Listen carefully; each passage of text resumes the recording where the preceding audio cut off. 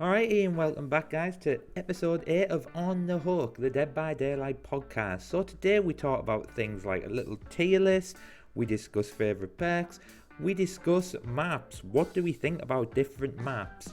So, as always, the timestamp is above, guys, and don't forget, these podcasts are available on Spotify if you wanted to listen to them on there. So, to hear our thoughts on these things, stay tuned. Okay, so welcome back to episode 8 of On the Hook, the Dead by Daylight podcast. Just introducing everybody, we've got Cptsalty back after missing last week. You were missed, fella. Are you alright? Yeah. Yeah, you sound thrilled to be back. There's obviously myself, Nio, Potatolegion, SkinnyQuinny, and Tat. So, welcome back, guys. So, we've got a list of things to go through today. I'm hoping it all fits in within the hour. So we'll get started. So the first question, guys, today's podcast is going to be made up of about a couple of topics, but there's about 4 questions that have been put in the Discord and on the channel, so we'll go through them as well. But the first question was, I wanted to do a little vote just to get some sense on this. So we were looking at, and it was something that me and Cptsalty were talking about fun for the other side. So just before we talk about it, guys, it'd be interesting to know how many of you are actually conscious when you're playing about the other side having fun. So if you're a killer, do the survivors, do you allow them to have a bit of fun? Or if you're a survivor, do you let the killer have some fun? Are you conscious of that when you play, guys? Very much, because I do play both roles, like quite a bit actually. I actually, even though people see me play killer a lot on stream, I actually practically only play survivor off. Yeah. So I actually am very much conscious of that. I agree. I think it's about just having that little etiquette, because you can. For me, I play both sides as well, and when I play killer, I try not to tunnel or be boring by camping, because honestly, it's boring for you as well playing like that, and I don't actually understand how some people can camp a hook for like 10 minutes and enjoy the game, because it's not fun for the survivor or you. So I think there needs to be some sort of courtesy between both sides, but definitely, yeah, there is some sort of like unwritten rule book that survivors and killers should sort of follow. But when it comes to fun on both sides, I think survivors can tend to be more inconsiderate than killers are, because obviously bullying a killer or making them whiff or sabo saving, flashlight saving is extremely fun for you, but it's not fun for the killer. So yeah, to answer that question, definitely. Yes, to an extent. So when I'm playing killer, like I'm not gonna tunnel some guy off hook if I have somebody else to chase, but if there's nobody around, like, I'm sorry, I have to go after you. I'm not gonna spend 10 years looking for a Claudia in a bush, dude. It's not worth my time. So if I have the opportunity to, play a little bit nicer, then I will. Yeah, no, fair enough. That's the same for myself. When I've read the question, I was like, yeah, I mean, I do play, like what you both got, what everyone said there was, I play both sides, and it is awful when you're playing a survivor and, you've either got someone camping or you've got someone really going for your tunneling just to get you out of the game. It is a bit disheartening, so I do try to be conscious of that when I'm playing killer. Cptsalty, can you answer this, or have you not played for that long? I haven't played for that long, but it hasn't changed. Like, I still don't give a shit about the other side. Like, if I play killer, I expect the survivor to be good. And if you are good as a survivor, you have fun in the game. Because you have actually understand how to play killer is working, how to play against the killer and stuff like that. If I'm playing survivor, and I had made a test a long time ago, I had like a Detective Tab in purple ranks with no perks. And I ran killers for like multiple gens. And then they just face cammed me after they caught me. And I was like, yeah, man, like, it's just like, you see how good survivors can be if they understand how to play the fucking game. And that's like the thing that I go when I kill killers. Like, I don't give a shit. If a survivor's bad, they deserve to lose. Like, if they fuck up in the chase, if they are too altruistic and go for the safe while I'm in the area, I'm like, I don't give a shit. I will kill them as fast as possible, move on, so everyone has a better time. But like, what I want them to do is like realize that if you just play the way you want, you won't get far in this game. there are killers that are try-harding every time. Like I see Dowsy, he doesn't care about the fun of the survivor. He just expect them to be kind of good. Hexy the same. Like he's just like expecting the survivors to be good because he knows how good survivors can be if they actually know the fucking game. And I'm the same. Like when I'm playing killer, if I see an opportunity to 4-man slug and without like wasting a lot of time, I do it. When I'm getting opportunity to snowball the game, I do it. Like if some people do a bad mistake or saving right in front of my face, I do it. If someone goes into me just to destrike me, I'm tunneling the shit out of the person. It's like I punish mistakes even more, and I think behavior should punish mistakes even more, but that's another topic. Yeah, no, that's fair enough. That's fair enough. SkinnyQuinny, did you have your say on this, or? Yeah, I try to be conscious of the survivor's fun and stuff, but it's kind of difficult because it depends on what each person's definition of fun is. Because I could think like I really like, in my opinion, some of the funnest games I have are the ones where I'm like proper struggling for like every hook is good. Like that's good. Not the ones that it's like a whitewash and I just like down everyone quickly, or the ones where like I get nothing and they're out. I like tough games that are like a constant back and forth match.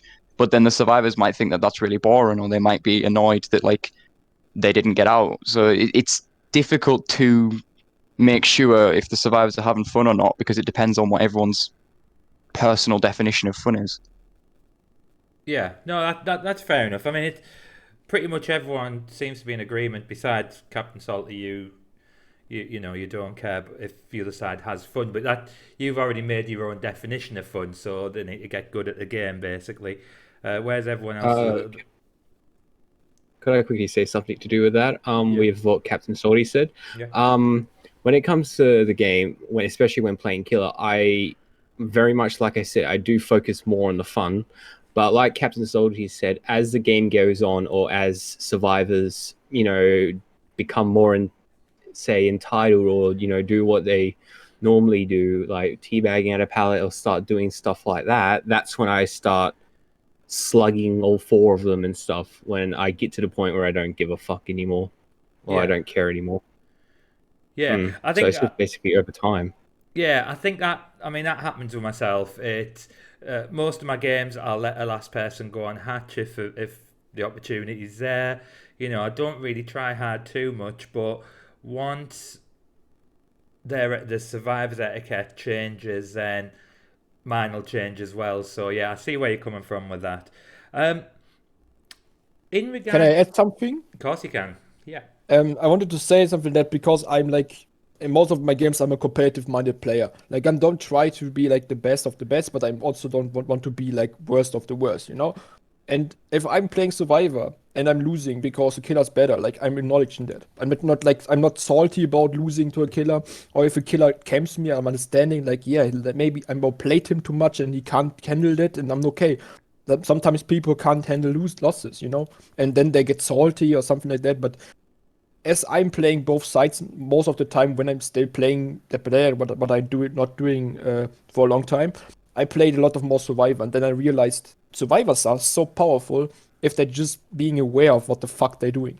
And to expect survivors having fun by absolutely doing everything wrong they can do is just like not the way I want the people to experience the game. I want to show them what is the reality. If you fuck up, the killer will punish you. If you know what the fuck you do, the killer has a hard time. That's the reality of the game. And I think it's not clear that this game is like learning based and not like you play one round and you can expect having the best game of your life. If you suck in the game, you suck in the game. And you should not have fun and expect people to give you fun just because you are bad in the game. Yeah, I was going to touch on what I was going to say then. I don't know if you guys agree. So, majority of us play Survivor, Cheryl, as it is. So, Tat will be happy about that. But majority of us play Survivors and Killers. So, we probably, for me, it's about 50-50. But I don't find killer games as fun. I don't know if anybody agrees, but I always think myself, right, I'm about to load up as a killer. I look at the team and I'm like, right, I'm expecting stress. but I enjoy that. So I think was it you, Neo, that mentioned about tough games? That's what you really want. No, was it SkinnyQuinny? I can't remember which one of you guys mentioned it then, but that's fun for me. So the fun is that I am under pressure. I am playing a good team. I don't like it when I'm playing an easy team or a team that sort of gives up. So, but I don't really find myself playing killer to have a fun time. The fun time that I have is when I play Survivor, and I think you can sort of see that in if you look at all the like other content creators. You see the difference between somebody who's a Survivor main and somebody who puts up killer videos. So I know you mentioned Cptsalty about Dowsy, So when you're watching his videos, you're not watching it for a fun element. You're watching them probably to educate.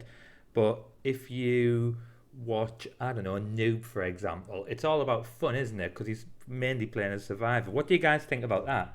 I have fun almost equally as both Survivor and Killer. I think it's more just as Survivor, I don't have to really pay as much attention. Like I can have music up in the background, or I'll even be listening to like a podcast or something while I play. Like I can kind of multitask instead of just having to zone in and only care about the game. And I have my audio cranked. As Killer, it's you have to actually pay attention. I think that's that's the difference for me there. Because after so many hours of me playing this game, I've just learned to not care about what happens in the game too much. Like it's like, oh, I lose, whatever, or I win. It's like, oh, okay, cool. I go in just wanting to kill some people or to escape. That's basically it. Yeah, I kind of have to agree there. Like, also you got to consider that it sort of depends on what mood you're in and what mindset you're in. Like, if I just want a chilled evening and I don't have to think too hard, then I'll play Survivor. But if I'm up for a challenge or want to do something to challenge my brain a bit, then I'll play Killer.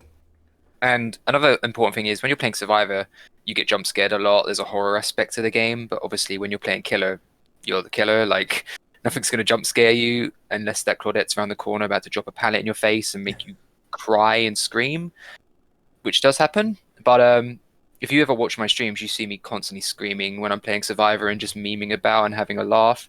But when I'm playing Killer, I sort of switch to a different mood and try a bit more educational and take the game a bit more seriously. You can have fun in both ways. I just think it depends on what sort of mood you're in on the day. So that's sort of the pleasure of DBD. You can sort of decide what mood you want to be in.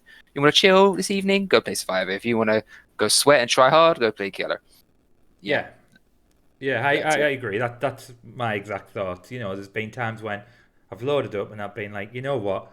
I had a bit of a rough day. Let's just play some Survivor game. Don't want the stress of playing Killer. Right. Okay, we'll move on, guys. We had a question come in from Gamergaden X, and it was quite an interesting question, something we probably haven't covered, but he asked what makes a good or a bad map. So I'll open that up to you guys. For me, a good map means that for me it's a balanced map if like both sides have a chance to win equally, but only if they perform, like do really well. Like if they, so for example, Suffocation Pit, it can be either killer-sided or survivor-sided. If the survivors break the free gen on this map, it's basically survivor-sided. If the killer can manage to hold the free gen, it's killer-sided. So it always depends of like if your skill and knowledge of the game matters on this map. For example, on Haddonfield doesn't matter. Like if the survivors know what the fuck they do, killer has no chance. But say basically the same in Rancid Abattoir or Fractured Couchhead. This game map is just like you lose as a killer. Against a good team, you have no chance of this on this map. If they just bring like mist offerings and thicken the mist, like you can't see shit on this map.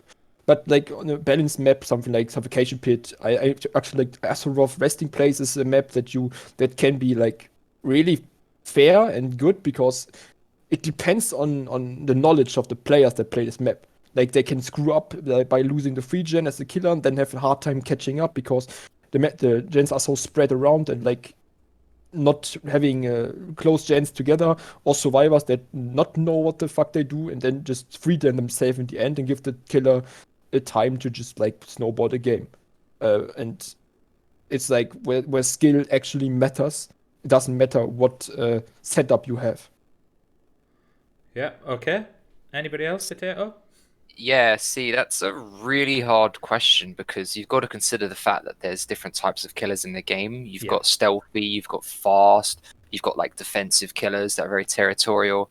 So trying to set up a map that suits all three types of killer is basically impossible. But what makes a good map is that there's enough loop tiles for survivors to be able to beat the killer if they run it correctly, but there's also opportunity for the killer to mind game and still punish them, and it's not too much of a sweat where there's like 10 god loops next to each other. Kind of like how Haddonfield is currently, like there's so many annoying buildings that have great windows and the killer can't do much to mind game it. So a map needs to be sort of balanced for survivor and killer, but then it needs to consider whether or not it's going to be suitable for stealthy killers, if it's going to be suitable for fast mobility killers. Is it going to have gens close together so like Hag or Trapper can do well? You know, it's so hard to define the perfect balanced Yeah. map because there's always like I might log on and play Huntress and then they send me to Hawkins or something and I'm just like, God damn it. Like, so yeah, I mean, as long as it's got balanced loops for both killer and survivor and mind gaming as killer can win you the game, then yeah, I'd say that's a good map. Yeah, it's a really difficult question to answer, especially because, like Salty said, it's so dependent on player skill as well. So like for, an example, Hawkins. Hawkins, if you're a bad survivor, is god awful because there's like, so many really unsafe pallets. But then if you start thinking outside the box, you realize, well, wait a minute, I can chain these tiles together. I have access to a few of these really safe window loops. Oh my god, I can run the killer for 5 gens. But that kind of takes an extra, step of understanding more game knowledge. Sanctum of Wrath is another great example where that central structure is very, very powerful if you know how to use it right. But even then, that's that's not what makes a map good. It's just kind of things on the map that if you are good at the game, you can master. Killers are all different. There's all kinds of perks and variables. It's really, really tough to find a happy medium. I'd say the closest you could probably get to like a concrete answer would be a more, small map, similar to the chapel, I think. Yeah. I think the chapel is probably the perfect size map. Not too small, not too big, just the right size. You can do well as almost every killer, and survivors have a really good chance of escaping if you understand how to play the tiles and you hammer out the gens in a correct order. If you do all of them on one side, then you're going to make the lap, it really easier for the killer to control the other. So, spread out, do some spacing. I think that's probably my answer. I'm saying, yeah, I agree with everyone. This with being a very, very difficult question to answer. When it comes to me and maps, what I really dislike when it comes to maps is when there's that one loop that a survivor can run to and you basically have no chance of a kill, or it's just like this one area that is so well known as like a really, really good looping area, like no matter what, and every single time when you chase a survivor, they just book it straight to that one looping area.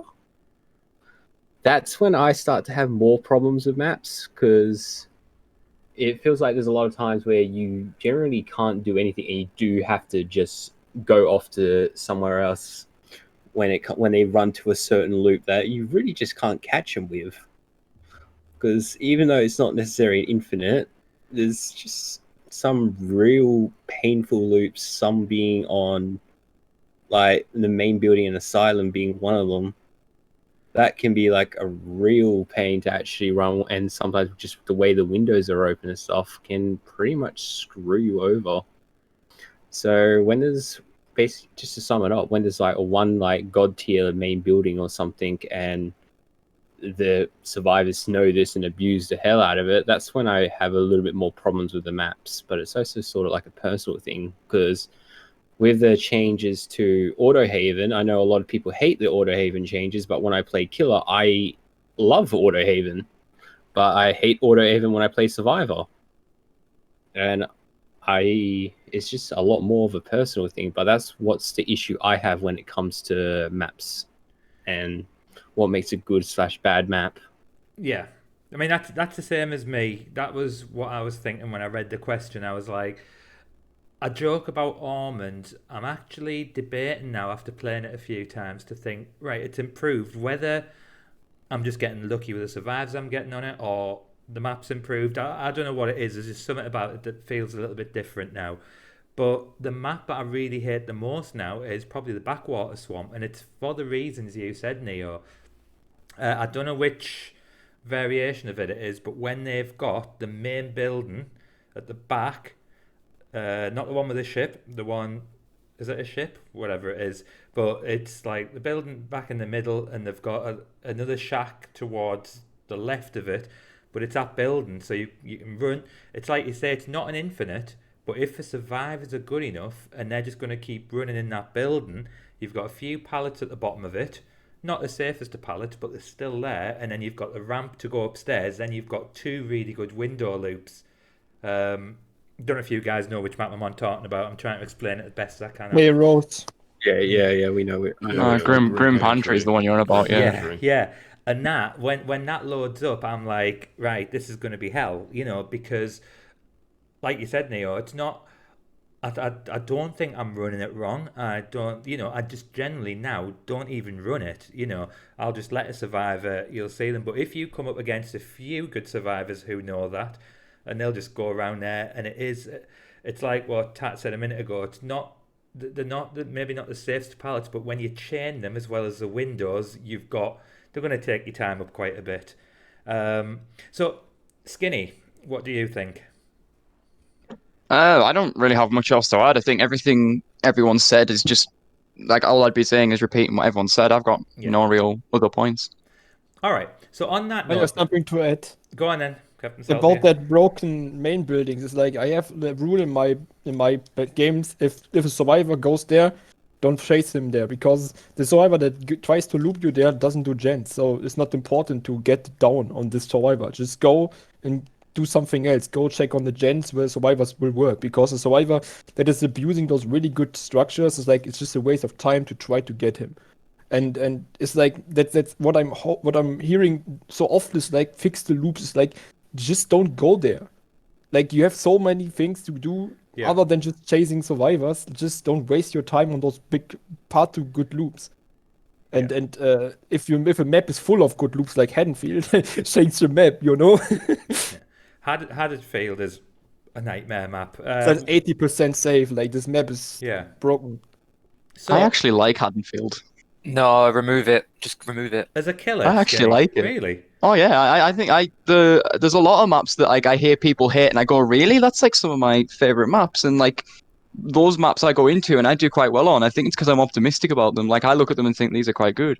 Like, I did Adept Pyramid Head recently, first try, and I got it on Haddonfield, and I was just like, I wasn't fazed by the map. I thought it's quite fine, and I did it there and then.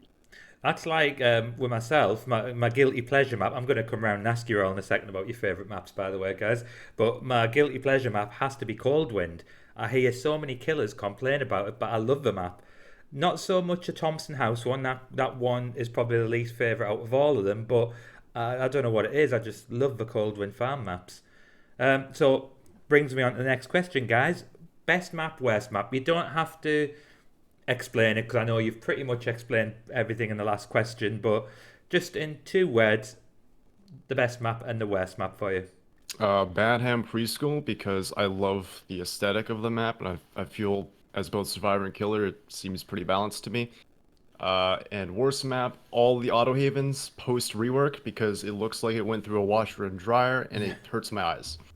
I was just going to say Shelter Woods, as if I play killer, just because of how open it is, and I like the aesthetic of the woods. It's nice. Least favorite map is Haddonfield. By miles, I hate the map. It's broken, overpowered, and it smells. When it comes to me, opposite to that, I really like the new Auto Haven maps, but one of my guilty pleasure maps would probably be the game, because I honestly really enjoy the map.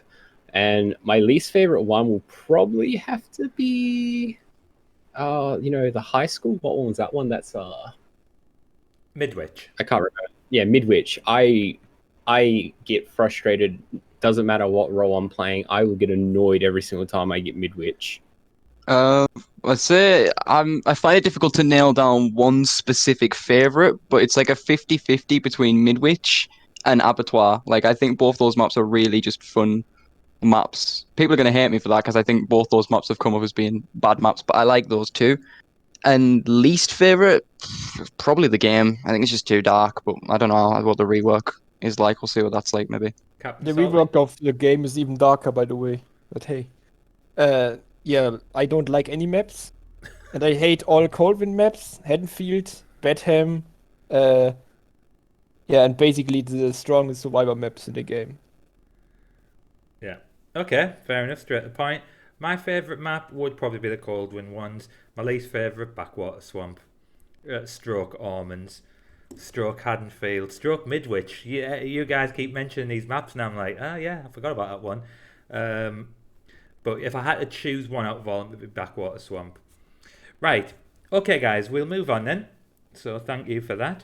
Another question that came in: which chapter do you think had the biggest impact on DBD's popularity? The Stranger Things chapter, if I had to guess.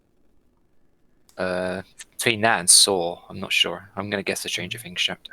If we're talking about popularity, then yeah, I would have to agree with Stranger Things. Something that really caught my eye open with was the Halloween update because, oh my god, licensed killers. Yeah. So that was the biggest one for me. But yeah, popularity would definitely be Stranger Things. I think Silent Hill came in at a good time because that came out on the dawn, like pretty much around the time of the 4th anniversary. So it was a big moment for the game, big franchise. You know, I think that was quite popular. Yeah, I gotta agree. I think the Stranger Things chapter was probably the biggest one in terms of popularity. Just drew so many eyes to the game. And maybe one of the other license with like maybe Halloween or like Skay just said, Silent Hill. Definitely one of the licensed chapters.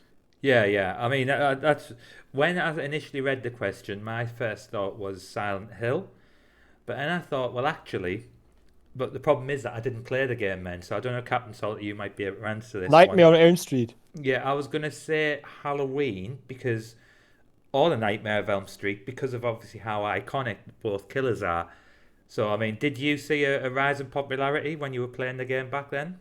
Yep. With Nightmare of Elm Street, people played the game just for Freddy. They liked old Freddy, and people wasted time to just master the killer. And then they threw it all out the window just because people complained about him being overpowered.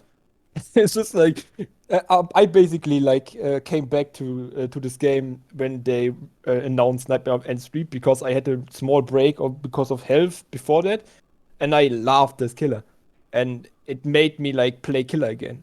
Because I kind of lost hope a bit because how bad the game was back then, where you could not kick gens and stuff like that, But Freddy was so fun. You don't have to chase because it was a killer that was completely different. And I know a lot of people that actually played the game and started the game just because of Freddy.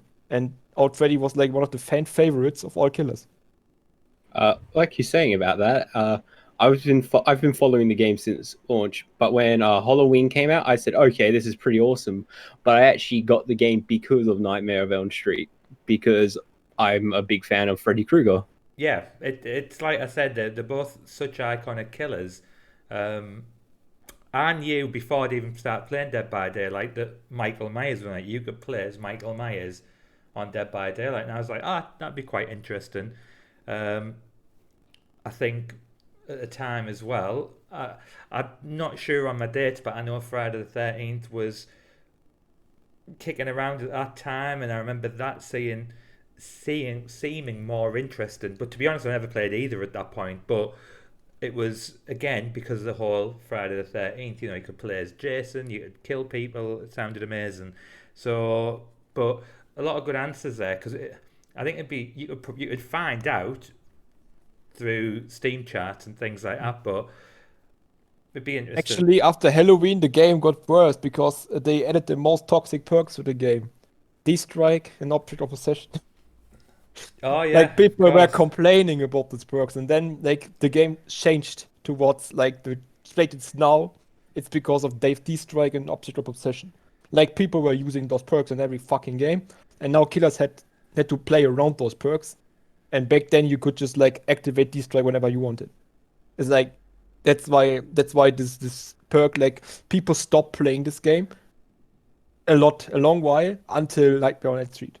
Yeah, no, that's fair enough. I mean, what you've mentioned there, Captain Salty, brings me on to another question. Do you? The reason why I'm bringing this question, just to put it into some context, I was playing a game, and a survivor team that I came up against, they were body blocking really well. Someone come off a hook, me trying to be a bit nice, making the game fun for them. I'd try to avoid, but that survivor's pushed into me, pushing me into a wall. I couldn't get past, so I could take a borrowed time hit. They were using D strike on cue. I was like the crazy while they're coming in for the save, and it was literally because they'd already had they had D strike ready to go. Do we give credit for that, or do we say that's annoying and toxic? Because I know obviously Captain Sonic, I know you're going to say hate it, shouldn't be happening, stuff like that, but No, for the people that but play wait for my time. I have Yeah. to say a lot of it. but for people who play Survivor a lot, so I mean, when I'm playing Survivor, yeah, I'm sabotaging hooks. I don't run D strike, but I have borrowed time. It saved me so much in a game when the game was just about to be finished by the killer, and unfortunately, I've got this second chance perk that let me get back up again. Body blocking, if someone takes me off and I've got borrowed time, yeah, of course I'm going to try to take the hit. So should we applaud that, or do we put that down?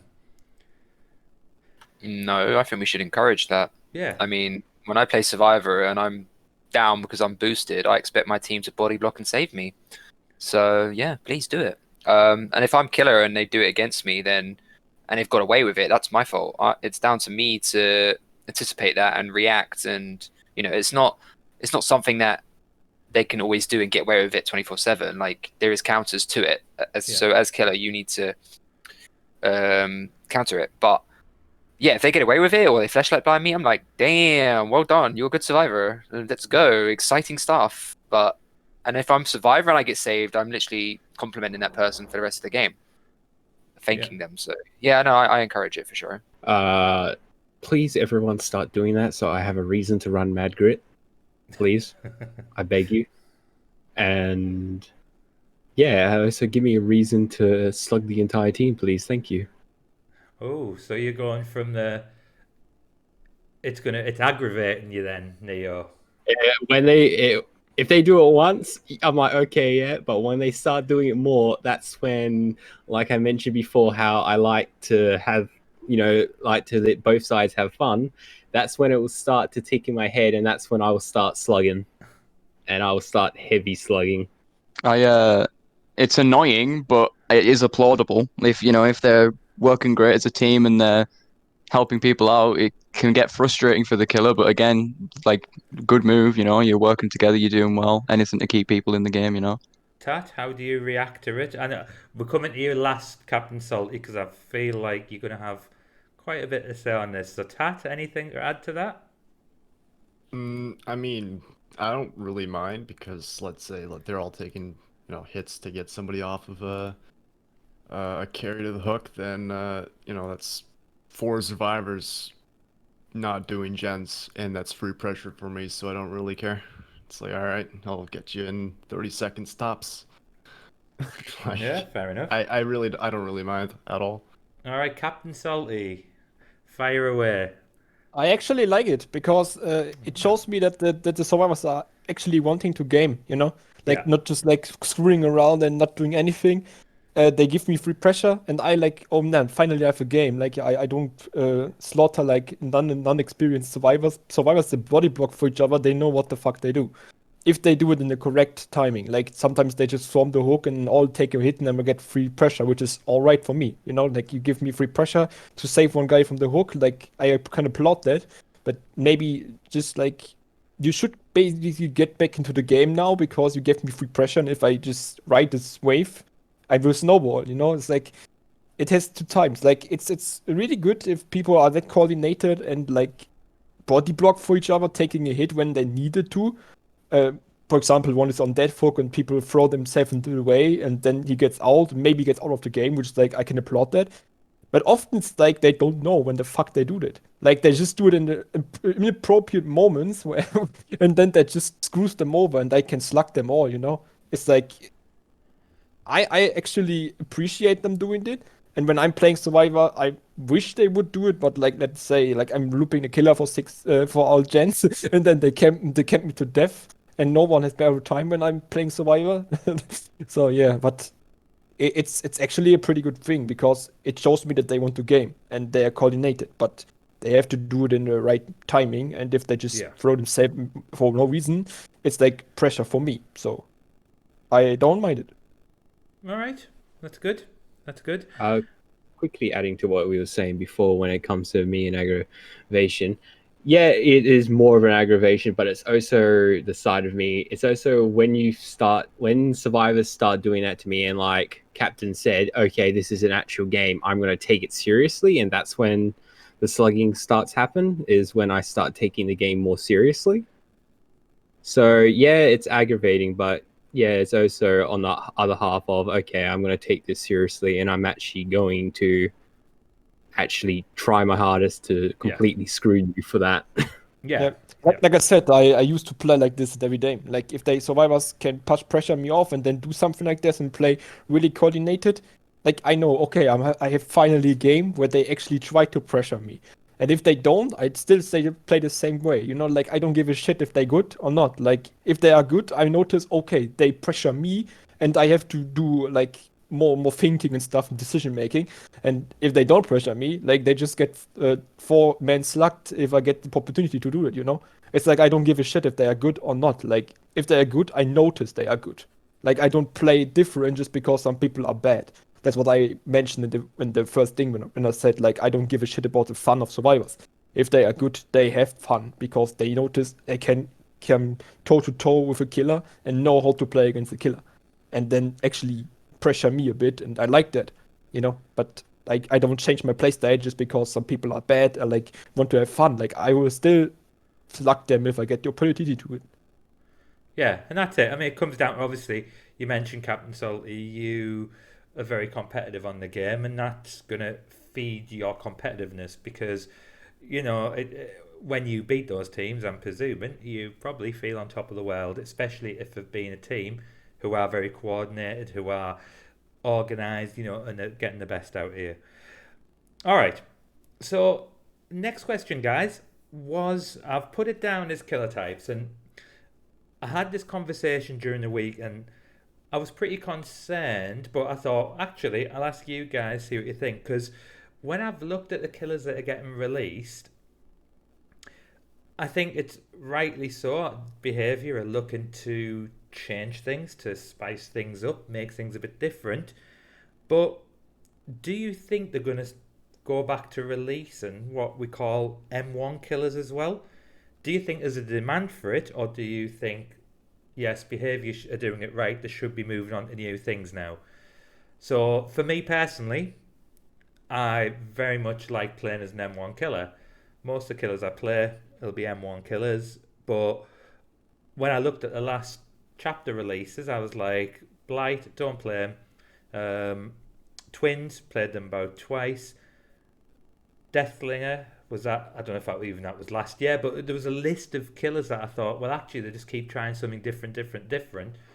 Are they forgetting about people who just like to play the normal way, or what do you think? I think the best type of killer is one that can have map pressure but also lethality. So like, because the best one is something that can hold survivors off gens to keep them, because that's their core objective. They do those gens, that's game, they're gone. So you need a killer that can both get hooks but also defend gens equally.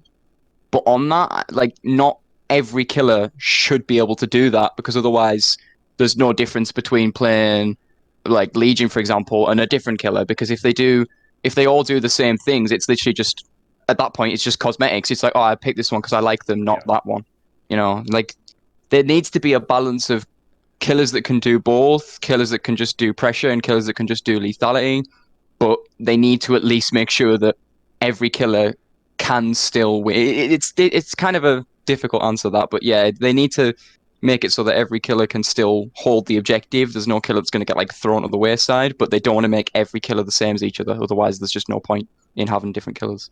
Yeah, you don't want to create a killer who has like a really wildly different play style to the point where it's detrimental to your own gameplay. Like you don't want to create a killer almost like Ghostface, but then you make it so that, oh well, they can't, chase very well. They're only really good at doing one specific thing, and then you give them a bunch of penalties for it if they were trying to do other things. Like you don't want to do that. You want to have killers who are powerful, who are equal in chase, pressure, and slowdown to an extent. And you want to have killers who are creative. We need more killers in the game, I think, like Nurse and Blight, who have these really interesting powers and take a lot of skill to master.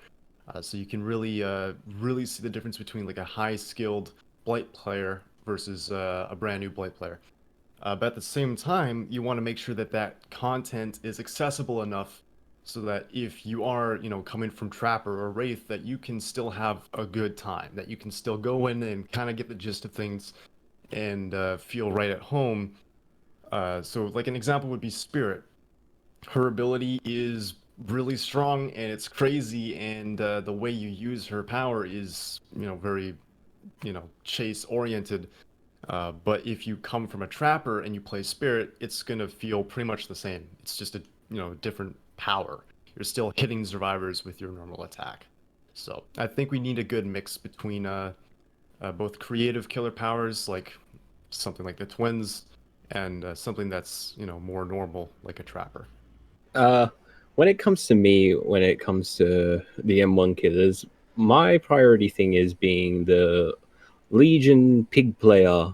Like I primarily play the M1 killers, and honestly, I think it's more when it comes to killers now these days for me is I don't actually have a killer that I find the powers too interesting enough for me. Like I love it when they come up with new ideas, like or something like the Blight. The Blight's idea was great, but it just wasn't appealing to me. And a lot of the reasons why I just enjoy a killers like Legion or Pig is they kind of support just the M1, more of the M1 mind game style instead of like, oh, I'm just going to throw a hatchet at someone, or I'm going to, use pyramid heads, whatever if you call it. I just prefer the side of just M1 killers and just out mind gaming someone, but I do believe it's just the fact that I haven't actually found a specific power that really catches my eye yet. I do like M1 killers myself. I think what's great about certain M1 killers is that their power allows you to mind game certain loops. So, for instance, Trapper, you'll place down a trap at the start of the game, and then later you'll push someone into that trap by looping around it. And, a lot of killers, like Pig as well, she's got her ambush, so you can mind game with that as an M1 killer. That's the fun of it. But, we do have killers like Nurse, Blight, Oni, that have great M2 powers, and I want to see more of that in the game. I want more creativity and more funkiness where it's a skill-based thing. I think the higher the skill cap on a killer that requires you to use your power to win, like Nurse, is something the game needs a bit more of, because it should reward players for doing well and getting good at them, and it will encourage more players to play that killer. Because it'd be great to see a new killer. Like whenever I go against a Nurse, and my goodness, if I've seen like 20 Nurses yesterday alone, you can tell the difference. Like if there's a good Nurse or a bad Nurse, they're punished or rewarded for it. So yeah, I think I'd want to encourage more special attack killers in the game for sure, but I still enjoy M1 killers as well, especially those that can use their power to mind game. All right. Anybody else want to add to that? I am a M1 killer myself. Like I'm just maining the map Rave, Pig, and Clown and stuff when I still played, and like for me it's just like I like this basic principle of just like having to make decisions. Like you can't run like really fucking fast to one gen to protect it. If you make a mistake in chasing, like I think I said it once when I said Wave is the perfect killer if you want to master the game, because everything you do gets punished. If you waste too much time on an objective, on a chase, you lose the gen because you can't get they're fast enough. Same with like if you did not manage to catch someone in a loop because the guy is like just outskilled you, you can't do anything. You have to break the chase and give up on the chase. If you don't have an insta down killer like Billy, for example, Billy is pretty balanced if you go for if you have to loop them in jungle gyms. He can't use his power really well in the jungle gyms.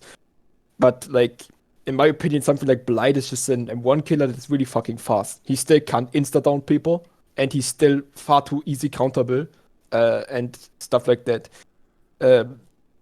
And one killer for me is just like, even if I'm playing a killer that is like not really an M1 killer like Ghostface, I'm playing an M1 killer. I'm not using his ability at all to expose people. I just use it to like basically mind game a bit in loops.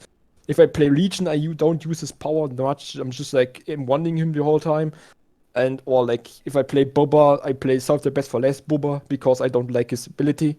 It's just like, maybe it's just like me that I don't like special abilities that much. Like for me, it doesn't matter what killer you have. It's going to bring me on to my second last question. So, talking about the different killers, and I've thought, I haven't seen a tier list for a while. So, to do a tier list, we'd probably be here for about 4 hours. But I thought, if you could tell me who you think the top 3 killers are in the game, might be easy. And the worst killer, just one, the worst killer you think in the game, who would it be? Spirit Nurse Hag. Okay. Best 3. And the worst, I'm going to go with Clown. Interesting. I'm gonna say Nurse, Spirit, Blight, and then worst killer Wraith. Nio, how SkinnyQuinny? Well, we definitely got the Nurse Spirit, which is always the top ones in my head. And it's a mix between Blight and Hag, but I'm going to have to say Hag, in my opinion. And to me, when it comes to the worst killer, honestly, if we're not talking about add-ons and stuff, I honestly would either say Wraith or Pig. I'm gonna have to say, yeah, obviously the Nurse and Spirit are up there. And again, it's like a 50-50 between Hag and Blight, but I gotta go with Blight just because it would be wrong for me not to. I'm really struggling for a worse killer. I guess it would just be someone who's like basic, like Wraith or Pig, I suppose. It depends on what we're talking about. Do we talk about killers that are actually good against good teams?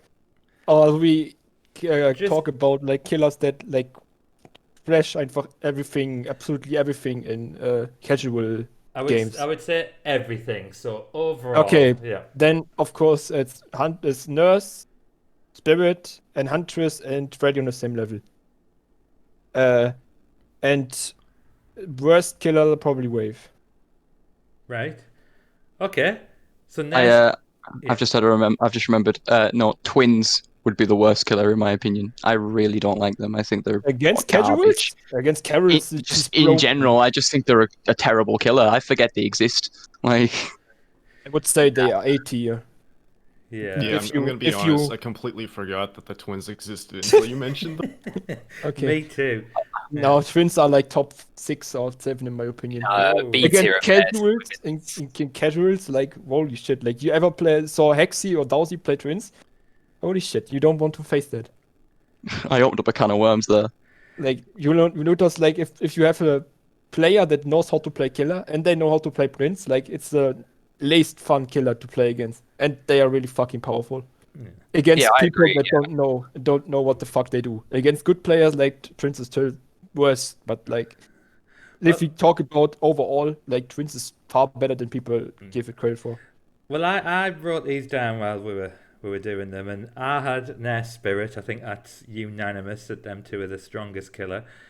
And then I had Freddy, and I've put this in a box. So I've drew a box, and then underneath I put Hag question mark.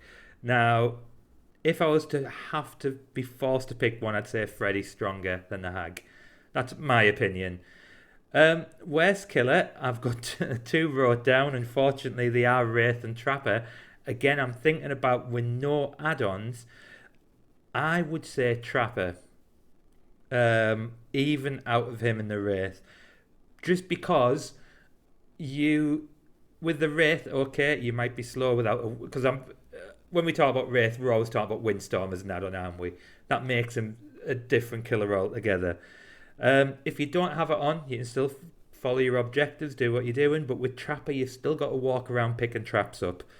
So you've got to set up in that. So I think I'd have to go Trapper as a worst killer. However, Skinny, you did open a can of worms there because it was funny, and I thought about it yesterday. When is the last time you guys played against the Twins? Just out of curiosity, if you have a rough idea. Like 3 days ago. Only one game. One game. And then I felt bad for Twins, so I played her a little bit. I would say 2 days ago. Right. 2 days ago. But only one game out of like in the last month or something. One game in the last month, I would say. I think I played against them once, like 2 or 3 weeks after their release, and like haven't seen them since. But I don't play much Survivor, so yeah. I think personally, I think it's a shame because I do, like I said earlier about the different killer types. I think they've tried to do something different. I just don't think it's worked. I don't play as a Twins, but and that could just be my opinion. However, I am not coming up. I think since they've released, I've probably played the Twins. If I include the PTB that they were in, probably about. I'll exclude the PTB actually, because obviously you're only going to play Twins then. But I've probably played them about twice since they've been released as like me as Survivor. I think it's a shame because I think when a new killer comes out, when Pyramid Head came out, everybody was playing Pyramid Head, or majority of people. You come across them quite a few times. The same with Deathslinger, and I'd understand obviously the drop off eventually, but with Twins, I didn't even see a pick up with it. It was just quite sad, really. I don't know what it is, but it'd be interesting to see. I'm presuming Behaviour have all the stats, and maybe they'll release it one day about how often people play different killers. But yeah. So last point of the video then, guys, and to Neo and SkinnyQuinny, I am really sorry because normally we ask what your favourite perk is for killer, one favourite perk for killer, one favourite perk for survivor. So everyone's been asked it at some point. You guys, when you came on, it completely slipped my mind, so I've remembered now. So we'll start off with Neo. Favourite killer perk? That is a real difficult one. you can only pick one. I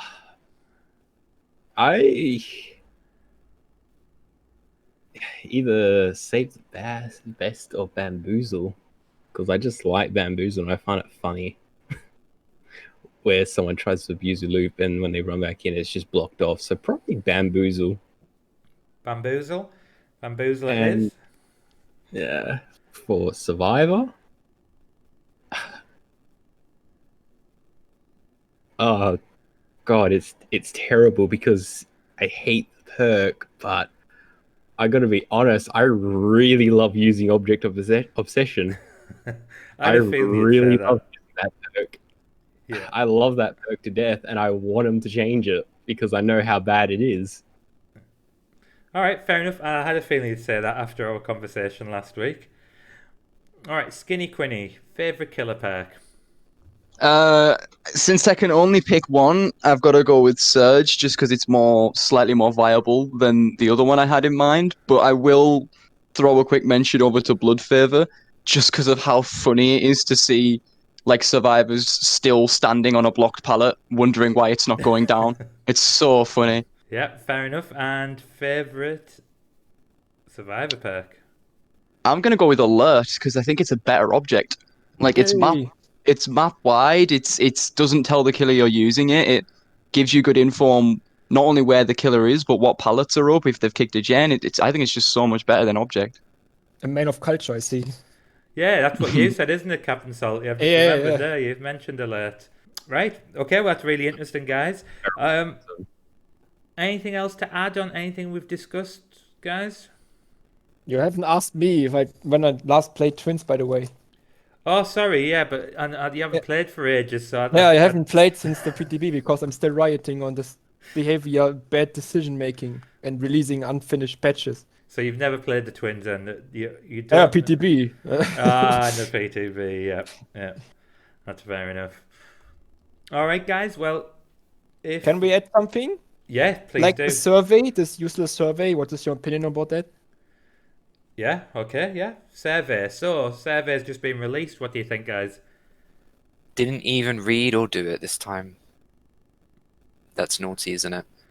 I just didn't have the time. I didn't even realize it came out. I think I saw one notification, blink past it, and I haven't looked at it since. They asked like, okay, so oh, they're greedy. Okay, so they asked a question like, are you interested in merchandise for the game? I said no. Next page. What is your favorite merchandise for the game? What did I just say, behavior? I don't care about your merchandise. I want you to fix the game, please. Stop putting out these marketing surveys asking what your customers would like to purchase from you. Please ask questions like, what kind of features would you like in the game? How would you change this? Do you think that this is overpowered? How would you rate these perks? I think we need more of those questions rather than the how would you like to fill our pockets kind of questions. I found it to be a really unpleasant survey to fill out. Interesting. When it came to the survey, I literally think it went like, oh, okay, a survey's out. Didn't do it straight away. Talked to Tat for a bit. Tat said some of the stuff that was on the survey. I didn't even bother touching it, to be honest. Yeah. Yeah. Yeah. So, Skinny, did you do the survey by any chance? I did do it. I always do them when the moment they come out because it obviously pops up on the news screen. I always click on it and go, I might as well see what it is. This is probably the worst one they've ever had out. Like they've had such better ones with good questions that I thought like were actually good. But I think aside from it mostly being about merchandising, I think the only other thing I saw on it was asking about sound and saying like, do you play the game with sound and how critical do you think sound is to the experience of the game? But it was mostly just about merchandising and stuff. Yeah, I never done the survey. Never done it at all. But nothing against behaviour. I just don't do surveys in general. I'm just like, doesn't not something that really interests me to do. But yeah, it's interesting because thank you for bringing it up, Captain Salty, because I'd never. It was just a side issue. I never even thought about it. But it's interesting that the people who have done it went along, the lines that it was all about merchandise, which is quite sad, really. But we'll see, as always, what comes out of the survey. That's going to be an interesting thing. It's interesting that they mentioned about the sound because they obviously put the colourblind mode in, and I'm thinking, is that something they have to add as well? And I did release a video about it to say that sound is so important in the game. If you are hard of hearing, then is that something that it should be incorporating to make the game more accessible for everybody? But interesting to see if that's the route they're going down or not with that question. One of the answers they had for the sound section was, "Oh, I played the game without sound." And I thought, how do you play this game without sound? It's such a key element for both Survivor and Killer. I can't It's like understand how you wouldn't. it's like what There's Ted this- said in the beginning. Like you just listen to music or something like that, like in heavy metal on your ears, and then you sit on the gen, and then you never hear the killer coming, and those are the people that complain on the forum that killers are overpowered. You know, like those people that have awareness of a sleeping tablet. Like a sleeping pill. Like those are the people that complain about killers being overpowered, and they should nerve like Undying Ruin and stuff like that. It's like, do you even play the game? I was gonna say, like, yeah, if you play without sound, you can't hear the terror radius. You can't tell how far the killer is from you without looking. You can't hear like grass moving. You can't hear people like Michael or Ghostface if they're in full stealth. Like, it's really, I don't know how you'd ever play this game without sound. I was really surprised because back on the forums, I think I've only seen maybe a handful of posts, but there's actually people who are deaf who actually do play this game, and how they get around it is they use perks like Spine Chill, perks like Alert to kind of give them the awareness like Bond, so that they could figure out what's happening around them. I thought that was absolutely like, wow, you're a trooper. Like you're playing this Yeah. game without sound, and you're, to an extent, you're being rather successful with it. That's amazing. Yeah. So I don't see why, we can't have an accessibility for like sound options in the game. I don't see why that can't happen because there's players out there who are deaf or who have impaired hearing, and why not?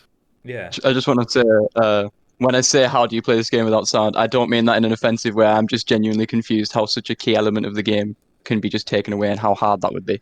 There is ways for games to help deaf players, but like if you take, for instance, Minecraft, there's actually a deaf setting, and unlike the bottom right, it shows like what you could hear nearby in text. So that's something they could add to the game for sure. Yeah. Steps in this direction, all that sort of thing to help deaf people. But obviously, it doesn't give too much information for people who aren't deaf who abuse it, but just enough so that they can play the game. As Killer, for instance, as Tat said, there's a lot of good perks and smart ways around it, but there's not that for Killer really. So yeah, that could be an idea. It's sort of what Minecraft does. Yeah, I believe Fortnite as well. Does that have the alert on the screen to tell you directions of sound? Just a quick mention when you said about the dev settings with the dev settings and stuff of other games. There's one where there's actually times where it can actually be abused to hell. A big one was actually Overwatch, because I'm not sure if any of you's played Overwatch, but there's a character that comes out of invisibility sometimes named Sombra. When you had the dev option on, it would pop up at the bottom, uncloaking sounds. Ah, right. So if there's an option like this for Killer, it could actually be abused, to be honest. Yeah, yeah. And I'm someone who would abuse the F out of it. I know the mobile version, obviously, because that's mobile, so it expects people to not really be able to use sound all the time. It has like pop-ups around the screen that like point in directions. Like if you run past a gen, it like puts a gen icon on your screen and points in the direction of it. Or if you're in a chase, it puts like a filter on your screen to tell you you are in a chase or you are not in a chase. I mean, I'm not saying do something like that for PC because the new HUD is bad enough already. But that's another way you could probably incorporate something without sound. I mean, ultimately, they should put something they add on that's optional. So not that it's on all the time, but obviously optional. So because, like I said, the main thing is it's accessible for people. They're obviously tackling the colourblind issue at the minute. Next thing, they should look at the sound and for people hard of hearing. I only remembered it because I was looking at a Facebook post about it, and there was someone hard of hearing, and he was making a joke out of it. He's like, yeah, laughs in the face of Huntress Lullaby, because he's like, it doesn't affect him because he's hard of hearing. So, and it just made me think then, like how you did there just a second ago, Tat, when you mentioned, the people hard of hearing use spine chill, and that's dedication, that's really, really, fair play to people who are doing that to enjoy the game, but behaviour should really be starting to bring some of these features in for them. That's my opinion anyway. If I could ask them to have one option that could be turned on and off from the mobile version, is I would like an option to have the heart thing that pops up when you're in the terror radius. I would like that to be an option for PC. That could very much help for hard hearing when they're in the terror radius. Yeah. That's it. That stands out quite predominantly on mobile, that one. Right, okay guys, conscious I've kept you running over again, so really sorry about that. So right, again, thank you very much for giving up your time as always, guys, and hopefully see you all on next week's show. Alright, as ever, thanks to everybody for taking part in that. Thank you for listening, guys. If you did enjoy the video, please do me a favour, please give it a quick like, drop a comment, let me know if you've got any questions that you'd like me to ask for next week. And if you haven't already done so, please feel free to subscribe to the channel, click the notification bell, and you will be updated when I release any more videos. Alright, thanks guys.